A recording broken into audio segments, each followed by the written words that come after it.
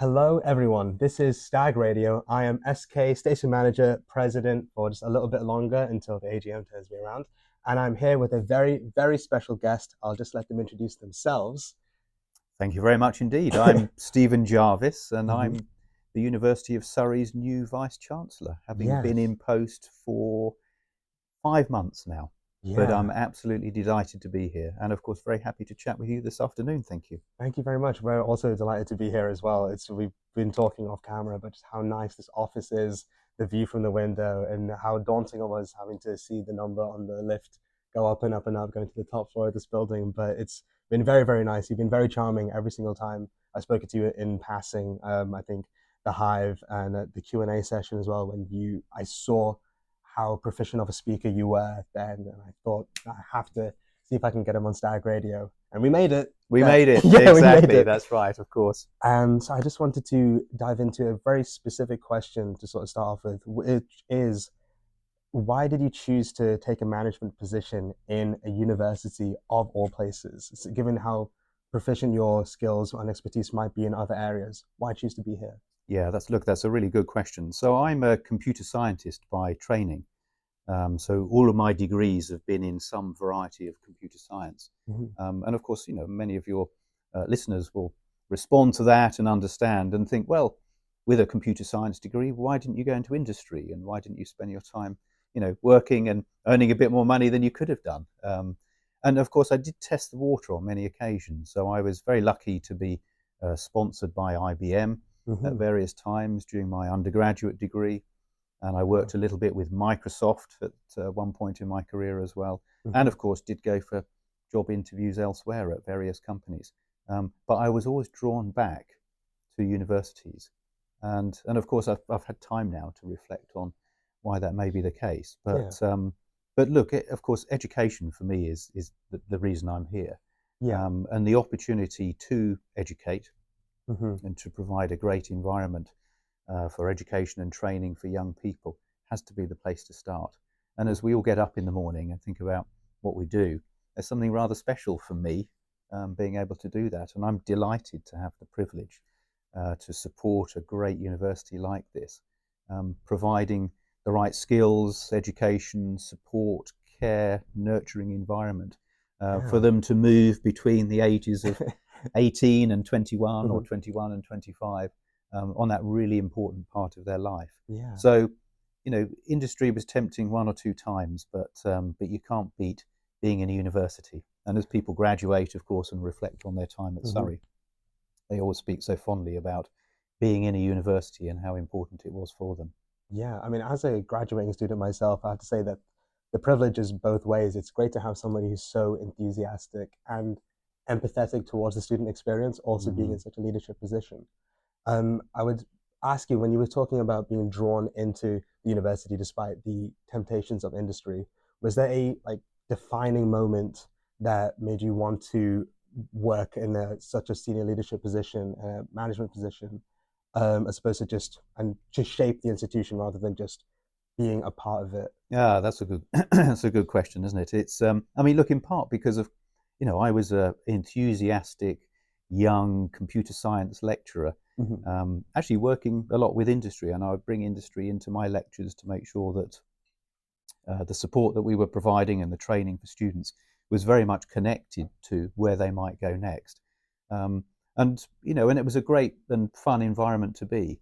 And actually, I looked at some of the people that were running the department and the research division that I was in and thought, hang on a moment, I'm sure they can do it a bit better than this. Hmm. I mean, part of it was just that actually about, why aren't we building great connections out with some of the recruiters that we Yeah. work with? And why aren't we embedding that into all our programs? And why Hmm. aren't we allowing people to get experience of a year in industry Yeah. in a sort of sandwich course like we do here at Surrey as Hmm. well? So it's those sorts of things that universities were changing, I think, at that time very rapidly. But that look into where you're going next, Hmm. what's this for, was really important to me, and I guess part of that sort of educational philosophy. And Yeah. because of that, and because I didn't see some of the other leadership necessarily promoting that, I thought, well, Hmm. maybe I better do it myself. Oh, that's incredible. Yeah, I mean, if you want Mm. to get something done right, You have to do it yourself. Well, it's not a bad lesson, actually, is it, for everyone? Which Yeah, is sometimes, if you look at your boss and think they're doing a rubbish job, um, they may be doing a rubbish job. yeah. But actually think about how you can get yourself into that position to do something better. I mean, that's a very sort of resonant sort of thing that I think a lot of people can learn as well. Like Mm. sort of taking the initiative. That a lot of people have a lot of great ideas and a lot of great ambition, but it's the sort of anxiety that comes with taking this initiative that stops a lot of people from doing great I things. think you're right, exactly right. The confidence Yeah, to be able to take that forward, and I think, but we should be confident, particularly if you feel absolutely. like you're doing the right thing. Um, but if you bring energy and ideas to any role, then it's always noticed and pays off. So Absolutely. it's a good thing to do. So I guess it's an interesting question then to see how someone of your, stature and all these responsibilities, how do you sort of balance the ambition and the drive that you have and these ideas you have for the change with also the responsibility that comes with having such a job with so many responsibilities and I'm sure a ton of emails flying here and there. And also, as you were speaking before, trying to balance the sort of human side of Stephen Jarvis as opposed to just the Vice Chancellor. How Mm. how do you manage to strike a balance with all of that at the same time? Well, look, that's a great question, and look, I enjoy what you do. Is Mhm. where it starts, actually, and that can be anything, can't it? Whatever role you're in or whatever job Yeah, you do, if you enjoy it, you tend to work a little harder than you would do if you don't enjoy it, because otherwise you find other things that you can distract yourself with. absolutely. I really enjoy this, Hmm. because as you can tell from some of my earlier answers, I feel Hmm. very lucky to be here Yeah. and very lucky to be in a role that I do. So that's a great place to start. Make Mm. sure you enjoy what you're doing. I mean, look, sure, I get a lot of emails. There's no question Yeah. about that. Although I do delete quite a few of them, or at least pass them on to someone else. And Delegate, delegate, yeah, exactly, delegate. which is very helpful. But the thing actually that's been, I think, one of the most interesting and rewarding jobs I've done since arriving Hmm. is getting out and about around the university, Hmm. seeing different places. Yes. And you will have seen me, out. And actually, Yeah. this evening I'm off to the GSA to Oh one of their gosh. productions, which should be really good. Wonderful. Yeah, Um, that's great. so there are loads of great things here, and I've been Hmm. to the vet school, I've been to the sports park, and to Hmm. medicine. I was in cybersecurity and Oh gosh. chemistry last Yeah. week. I've Gosh. visited HR, security services, the people that deal with academic admissions. No, that's So I've good. tried to get around as much of the university as possible. And I think Hmm. the important thing for me, of course, is to listen Yeah. and understand where people are, Hmm. what their concerns are, which of course is really helpful, Yeah. and also what the opportunities are too. And Hmm. actually, and then as I go through those emails Hmm. at the beginning of the day or the end of the day, I've got that sort of context in which Uh-huh. to say, so when that email comes in from an area that says, we don't like this very much, actually, if I've been there and I've talked to them and I can see the building they're in or the fact that the doors Yeah. don't close or the windows are broken or other things, then I get it. Yeah. And of course, I can find some way to help through that and make sure that we can sort it out. Oh, that's great. And then at the same time, where I Hmm. see opportunities, Hmm. and again, we've seen plenty of those, Yeah. um, then again, I've sort of understood that and I understand the context of that. And again, that's very helpful too. Hmm. So it's quite an immersive job, this one. I think it's, or at least the way I like to do it, which is be out and about, make Yeah. sure you're listening, talk to people, tune in to what's Yeah. happening. And I think in so doing, I hope it will allow me to make better decisions Yeah. as we go forward.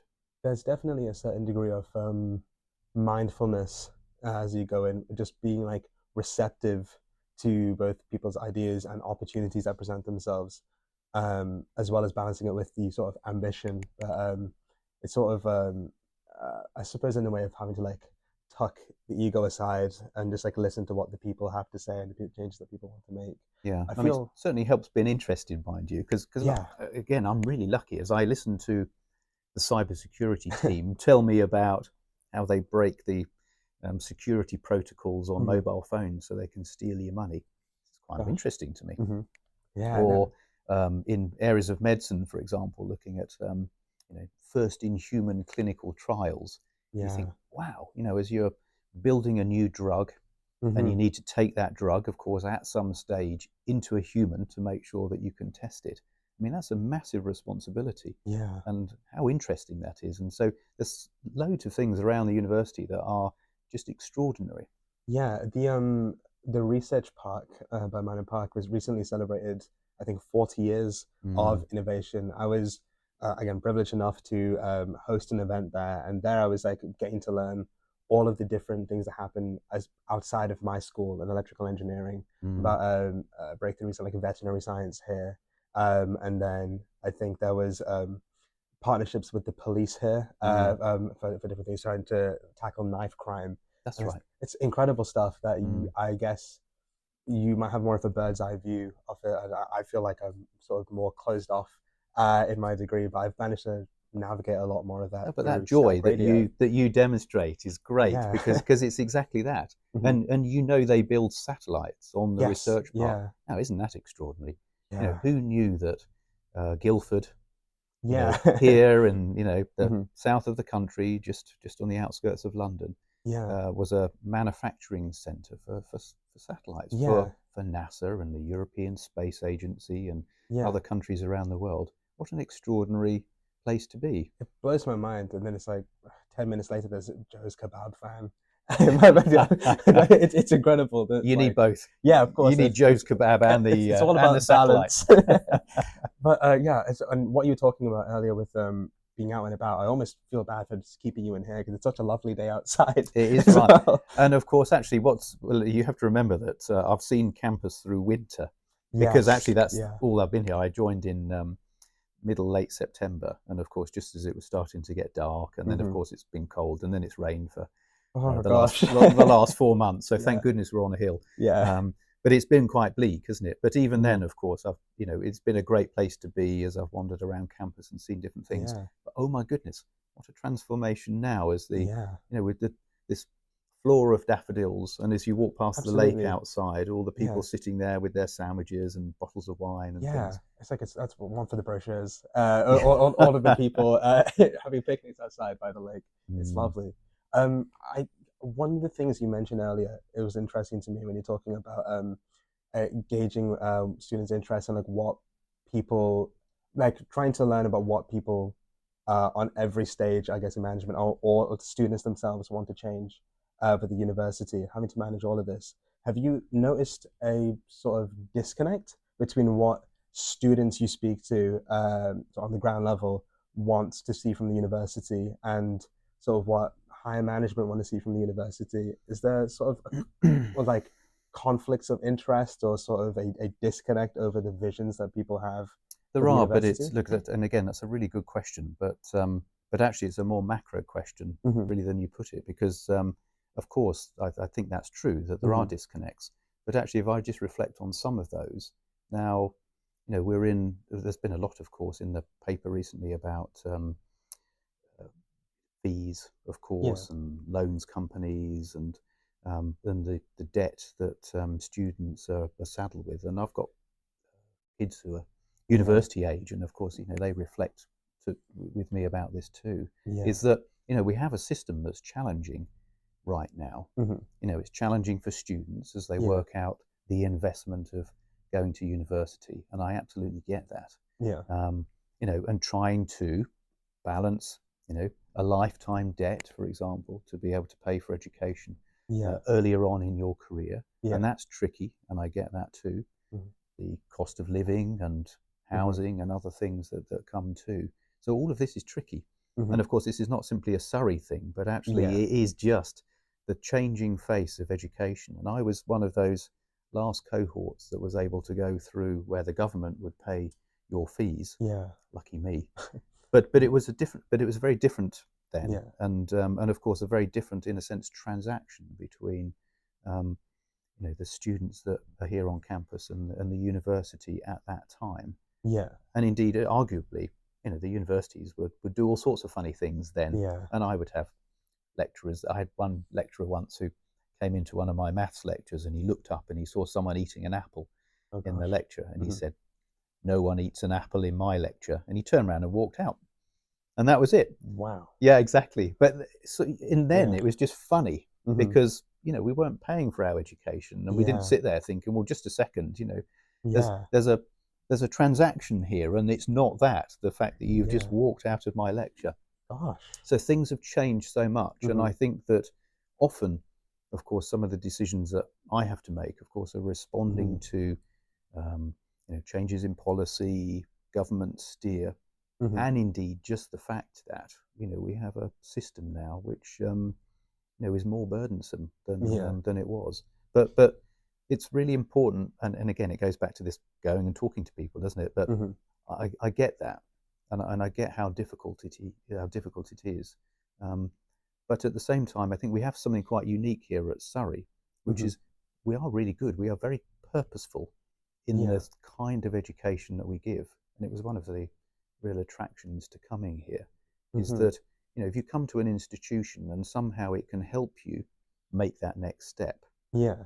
or it can train you for jobs which might not be available now, but Hmm. actually may be the sorts of jobs that we're emerging to in the next 5 or 10 years, then Mm. that feels for me to be a good place to be, because Yeah. it's not simply come in, here's a bit of education, and off you go again, and good luck. Yes. But Yeah. but actually, we really care here, and Hmm. there's a real discipline to being able to put people on the right track as much as possible Hmm. in the sort of material that we teach, sort of programs that we offer, Yeah. experience, and indeed, activities like this, of course, Yes. which you Yeah. yourself are doing, and Yeah. exactly. But they're all important because, Yeah. of course, it's all that stuff in addition to the education that you get Of actually is the course. bit that will see you through those first years of your career and indeed Yeah. for many years to come. No, absolutely. Mm. There's when you were talking about purposefulness and like intentionality that the university has Right. and trying to cultivate that, have you ever considered about how that impacts students who maybe there's a lot of students I think who come to university under sort of social pressures or burdens like familial burdens or something, and they you go to university with a sort of aimlessness, and people don't really know what they want to do. For a long Mm. time, I think I even have pangs of that of like not sure what I want to do, and it's very sort of hard to then cultivate intentionality and purposefulness in students. Have you ever had any thoughts about that? How what the university can do to cultivate the same ambition that you have within yourself and share that with students who might just not know what the next step even is for them? No, look, and again, it really helps having Hmm. a 20-year-old and a 21-year-old who would, Yeah. and I've got a son who's studying music, Hmm. and and my other child has just finished a degree in English and philosophy. Hmm. Um, and again, we sit down and we have good discussions about this. But look, what do we do here? Let me just give a few examples. I think that creating an environment Hmm. of uh, intellectual curiosity, of teamwork, Hmm. companionship, are really important, Hmm. because I mean these are all things actually arguably that are skills more important than electrical engineering or Yeah. computer science, Hmm. because they're really important, because actually Yeah. a good work colleague is all of those. They are supportive, they Hmm. look out for you, Yeah. Absolutely. and if you're not sure on how things work, they'll sit down and they'll try and work alongside you. Yeah. And there's some really great examples all around of where we're trying to do that, Hmm. where you know you might not get the material so much, but there we are. There's some either tutor Yeah. support or peer support on the side to be Hmm. able to help. Hmm. Um, you may need to engage with AI, for example. Yeah. Oh yes, well Gosh. Yeah. that's a challenge. There's another podcast Hmm. on that. Yeah. But we are trying to set up Hmm. mechanisms where people can test that Yeah. in a safe environment, Hmm. around a particular subject area. And I saw some great examples yesterday of where Uh-huh. that was being used in law, actually, Okay. sitting alongside the lecturer, Hmm. just to be able to explore material in a safe way, but Hmm. through AI, which was really Hmm. interesting. And that's a great skill, of course, great transferable skill going forward. Yeah.